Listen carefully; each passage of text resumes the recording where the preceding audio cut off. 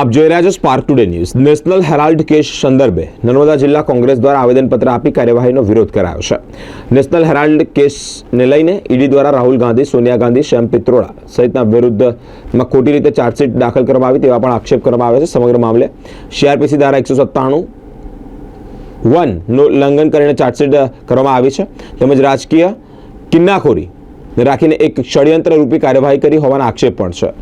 બિહાર ઇલેક્શનમાં ધ્યાન ના આપી શકે અને આ કેસમાં વ્યસ્ત રહે તે માટે ખોટું ષડયંત્ર રચ્યું હોવા તેવા કોંગ્રેસ કાર્યકર્તાઓ આક્ષેપ કરી રહ્યા છે। જિલ્લા કલેક્ટર કચેરી ખાતે આવી આવેદનપત્ર આપી અને કાર્યવાહી પછી પાછી ખેંચવાની માંગ કરી છે। વિગતવાર તો ઘણી લાંબી માહિતી છે। હું ટૂંકમાં એવું કહીશ કે અત્યારે હાલ અમે જિલ્લા સેવા સદન પર રાહુલજી વિરુદ્ધમાં અને શ્રીમતી સોનિયા ગાંધીજીની વિરુદ્ધમાં જે ઈડી તપાસ હાથ ધરવામાં આવી છે એ સીઆરપીસી ધારા 197(1) મુજબ એનું ઉલ્લંઘન કરીને 12 વર્ષ પછી ફરી રીઓપન કર્યો છે આ કેસ। અને નેશનલ હેરાલ્ડની વાત કરીએ તો એજેએલ કરીને કંપની, મતલબ કે એસોસિએટેડ જનરલ લિમિટેડ, એ કંપનીએ જે તે સમયે એક સમાચાર પત્ર બહાર પાડ્યું હતું નેશનલ હેરાલ્ડ કરીને, જેની સ્થાપનામાં જવાહરલાલ નહેરુ અને અન્ય બીજા સ્વતંત્ર સેનાનીઓનો ખૂબ બહોળો ફાળો રહ્યો છે। જે તે સમયે સ્વતંત્રતાની લડતમાં અંગ્રેજો વિરુદ્ધમાં નેશનલ હેરાલ્ડે ખૂબ જ અગ્રેસર ભૂમિકા ભજવી અને એવું કહેવાય છે કે બ્રિટિશ શાસકોની અંદર નાકમાં દમ કરી દીધો હતો, જેથી ત્રસ્ત થઈને બ્રિટિશરોએ એને બેન્ડ લગાવી દીધો હતો। ત્યાર પછી એ કંપની ફડચામાં જતા કોંગ્રેસ પાર્ટીએ જે તે સમયે 90 કરોડ રૂપિયાની લોન આપી છે। હવે કોઈ પણ કાયદામાં એવું નથી કે કોઈ રાજકીય પાર્ટી કોઈને લોન ના આપી શકે, એટલે એમાં પણ કોંગ્રેસ કોઈ પણ રીતે ગુનેગાર નથી। 90 કરોડની લોનમાં આંકડો બોલે છે કે 67 કરોડ રૂપિયા તો કર્મચારીઓના વેતનમાં, ગ્રેજ્યુટીમાં આપવામાં આવે, બાકીના અન્ય 23 કરોડ રૂપિયામાં લાઇટ બિલ ખર્ચ અને અન્ય જે ઓફિસ ખર્ચ હોય એનો સમાવેશ થાય છે।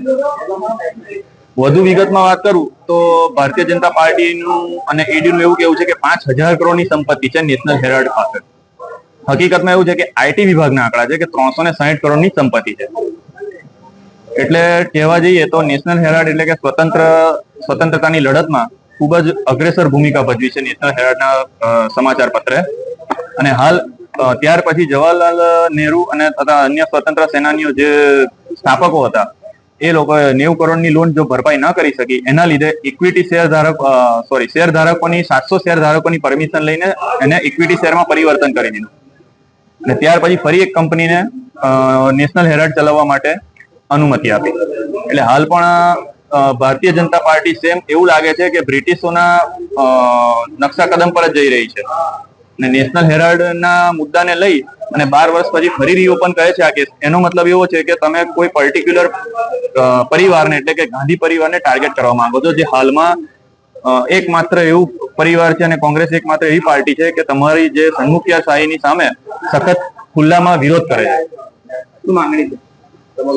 માંગણીમાં એ છે કે જે ઈડી તપાસ હાથ ધરવામાં આવી છે એ તાત્કાલિક ધોરણે પાછી લેવામાં આવે, અથવા તો પછી દરેક જિલ્લા તાલુકાએ ઉગ્ર આંદોલન સાથે અમે એનો વિરોધ પ્રદર્શિત કરીશું। માલો બારોટ, રાજપીપળા શહેર કોંગ્રેસ સમિતિ પ્રમુખ। નર્મદા જિલ્લા કોંગ્રેસ સમિતિ અને નારોદ તાલુકા કોંગ્રેસ સમિતિ અને 5 તાલુકા કોંગ્રેસ સમિતિના પ્રમુખો ઉપસ્થિત રહી અને અત્યારે અમે નર્મદા જિલ્લા કલેક્ટરશ્રીને આવેદનપત્ર આપી રહ્યા છે કે અમારા વિરોધ પક્ષના નેતા રાહુલજી અને સોનિયાજી, જેઓને ઈડીનો દુરુપયોગ કરી, સ્વાયત્ત સંસ્થાનો દુરુપયોગ કરી અને એમને દબાવવા ધમકાવવાની કોશિશ કરી રહ્યા છે। ખાસ કરીને નેશનલ હેરાલ્ડ જે પ્રેસ હતો, એક સમયની અંદર આઝાદીની લડત પહેલા એ લોકોનો અવાજ અને આઝાદીની લડત લડી રહ્યો હતો અને જેમાં યોગદાન મોતીલાલ નહેરુ, જવાહરલાલ નહેરુ, ઇન્દિરાજી, આ તમામનું યોગદાન હતું। અને આ જે કેસ અને હેરાનગતિ એટલા માટે કરવામાં આવે છે કે જેની અંદર આ નોન પ્રોફિટેબલ સંસ્થા હતી કે જેની અંદર એક પણ રૂપિયો કે પૈસાની હેરાફેરી થઈ નથી અને એમાં કોઈ પણ પ્રકારનો ગેરલાભ પણ નથી લીધો આ અમારા નેતાશ્રીઓએ, રાહુલજી અને સોનિયાજી, અને છતાં પણ એમને દબાવવા, ધમકાવવા, હેરાનગતિ કરવા માટે આ કોશિશ કરવામાં આવી રહી છે। ચૂંટણી સમયે અમારા તમામ જે ખાતાઓ હતા એ ખાતાઓને પણ ફ્રીઝ કરી દેવામાં આવેલા હતા। એટલે અમે ભારતીય જનતા પાર્ટીની જે નીતિ છે કે એ લોકો સામ, દંડ, ભેદ એ તમામ પ્રકારની નીતિઓની સામે અમને નબળા પાડવા માટેનું આ કાવતરું છે આ સરકારનું, મોદી સરકારનું।